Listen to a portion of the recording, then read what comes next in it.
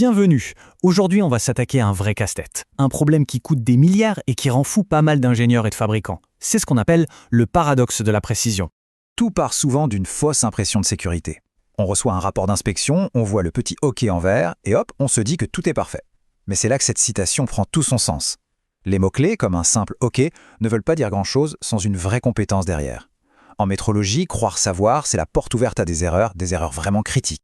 Et voilà le scénario catastrophe que tout le monde connaît, et qui rend dingue. Le rapport dit que la pièce est bonne, tous les voyants sont au vert, mais une fois sur la ligne d'assemblage, c'est le drame. Rien ne s'emboîte. Et là, on se rend compte que ce n'est pas juste un petit contretemps, non, c'est le symptôme d'un problème beaucoup plus profond. Alors concrètement, de quoi on parle? Quel est l'impact de ce problème? Eh bien, on ne parle pas juste de quelques pièces à jeter, on parle d'un désaccord qui au final se chiffre en milliards. Les conséquences, elles sont juste énormes, que ce soit sur le plan financier ou opérationnel. Et c'est justement là tout le paradoxe, parce que la plupart du temps, la machine, elle, a fait son boulot à la perfection. Le vrai problème, ce n'est pas la fabrication de la pièce, non.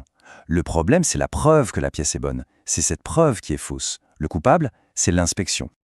Ok, pour vraiment comprendre où ça coince, il va falloir changer complètement de perspective. On va quitter l'atelier pour plonger dans un monde invisible, le monde de la physique. Là où les vrais enjeux se jouent, à l'échelle du micron.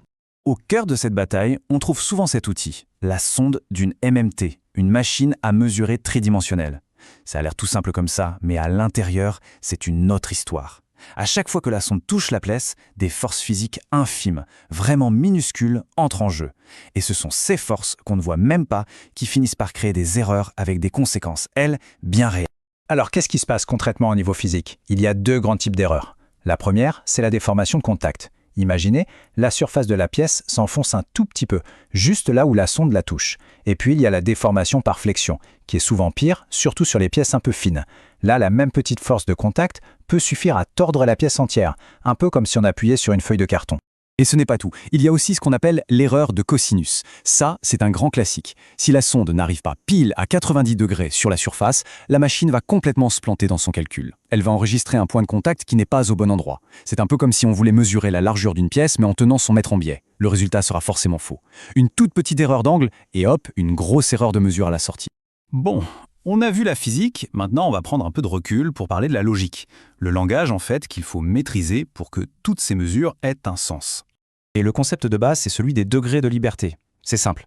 N'importe quel objet dans l'espace peut bouger de 6 façons différentes. Il peut avancer et reculer, aller à gauche et à droite, monter et descendre, ça fait 3 mouvements, et il peut aussi pivoter sur lui-même selon ses 3 axes, ça en fait 6 au total. La base de la mesure, c'est d'abord de bloquer complètement la pièce, de verrouiller ces 6 mouvements possibles, Et pour ça, il y a une méthode en or. La règle du 3-2-1. Première étape, on pose la pièce sur une surface plane. Bam, d'un coup, on bloque 3 mouvements. Deuxième étape, on la pousse contre une ligne droite. Hop, 2 mouvements de plus de bloqué. Et enfin, troisième étape, on la cale contre un point. Et voilà, le tout dernier degré de liberté est verrouillé. La pièce ne peut plus bouger du tout. C'est une séquence toute simple, mais redoutablement efficace. Et c'est là qu'on touche du doigt la différence fondamentale entre juste connaître une recette et vraiment comprendre la cuisine. L'opérateur, il sait quoi faire. Il va dire « Ah oui, c'est un plan, une ligne, un point ». Il applique la procédure. Mais le métrologue, lui, il sait pourquoi on le fait. Il va expliquer que cette séquence verrouille un par un les 6 degrés de liberté. Et c'est cette compréhension des principes qui fait toute la différence. C'est ce qui sépare le simple exécutant de l'expert.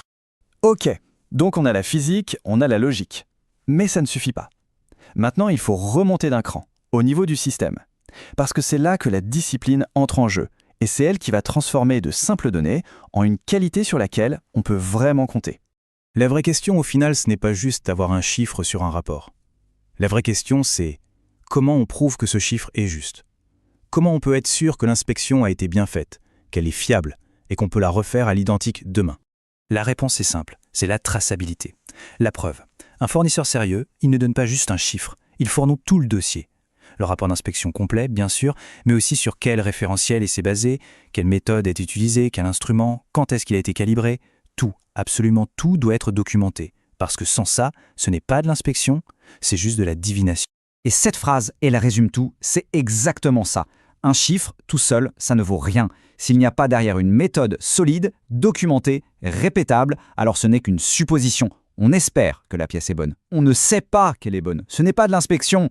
Alors, maintenant qu'on a posé toutes ces bases, la physique, la logique, la discipline, on peut enfin regarder vers l'avenir. On va voir comment tout ça se connecte au cœur du nexus de la fabrication de nouvelles générations. Le grand défi qui arrive, c'est ce que les chercheurs appellent l'incertitude d'entrée. On ne parle plus juste de l'erreur d'une seule mesure sur une seule pièce. Non, on parle du bruit global, de toutes les petites variations qui s'accumulent dans un système complexe. Les machines, les fixations, les pièces qui ne sont jamais parfaitement identiques. C'est la gestion de ce chaos organisé qui est la prochaine grande étape pour la précision. Et pour s'attaquer à un problème aussi complexe, on fait appel à l'intelligence artificielle. Des modèles comme celui-ci sont capables d'apprendre, de prédire et même de corriger en temps réel cette fameuse incertitude d'entrée. Les résultats sont assez bluffants, mais attention, il y a un piège à éviter.